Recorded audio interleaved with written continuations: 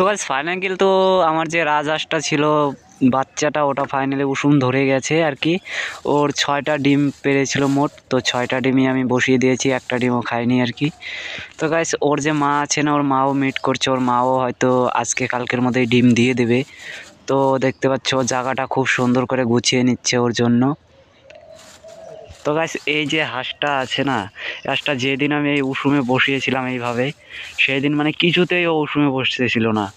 মানে ওর নতুন জায়গায়, যে জায়গায় ডিম পেড়েছে ওই জায়গায় ঠিক আমি ওকে বসাইনি, ঠিক উল্টো অন্য জায়গায় মানে ঘরের ভিতরে এনে বসিয়ে দিয়েছি। কারণ গাইস সামনেবার আমি ওইখানে বসিয়েছিলাম, বারবিলাইতে অনেক অত্যাচার করেছিল, তো তার জন্য এইবার আমি এইখানে বসাইছি আর কি, ঘরের মধ্যেখানে। তো তার জন্য না ও বসতেছিল না। আর ভিডিওটা গাইস আমার অনেক দিন আগেকারই করা ভিডিও এটা। তো গাইস এখন আমি আর কি ভয়েস ওভার দিচ্ছি ভিডিওতে। তো গাইস দেখতে পাচ্ছ তোমরা, তো খুব সুন্দর করে গুছিয়ে নিচ্ছে। আর গাইস আমার চীন হাঁসের বাচ্চাগুলো কিন্তু অনেকই বড় হয়ে গেছে, দেখতে পাচ্ছ তোমরা সবাই। তো গাইস আর আমার চীন হাঁসের যে নাক দিয়ে হলো আর কি, নাক দিয়ে বলছি আর কি, মুখ দিয়ে আর কি বমি করছে ওই হাঁসাটা। হ্যাঁ, তো মেন যেটা কারণ হচ্ছে গাইস ওদেরকে যে আমি খাবার দেই, তো গাইস অনেক সময় না আমি বাড়িতে থাকি না, তো কেউ আর কি ওদের খাবারের যে পাত্র আছে ওটাকে ধয় না, ওইভাবেই খাবার দেয়। তো তার জন্য না ওতে অনেক নোংরা লেগে থাকে, তার জন্য বমি হয়তো হয়। তার জন্য তোমরা আদা ইউজ করতে পারো, আদা আর লবণ। তো এই দুটো খাওয়ালে না তো চীন হাঁসে বমি করা বন্ধ করে দেবে, তো অনেক ওদের শরীরও ভালো থাকবে। তো গাইস দেখতে পাচ্ছ ওরা এখন আর কি মিট করছে, এই যে আমার বুড়ো নিয়ে হাঁসটা আর কি, আর এই যে বাচ্চা হাঁসাটা।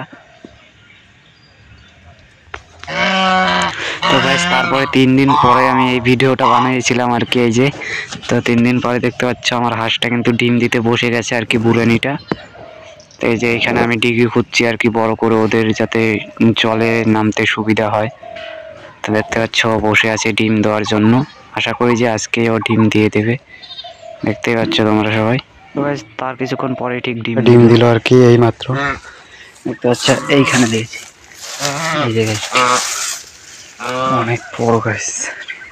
গাইস ডিমটা অনেক বড় দিয়েছে। আর গাইস হ্যাঁ, ওর মার ডিম হয়তো একটা ডিম হয়তো আমরা খেতে পারি, আর বাদ বাকি যতগুলো ডিম দিয়ে সবগুলো গাইস বসিয়ে দেবো। আর ওর মেয়ে যে এখানে ডিম দিয়েছিল গাইস, ওর মাও ঠিক সেইখানে ডিম দিল।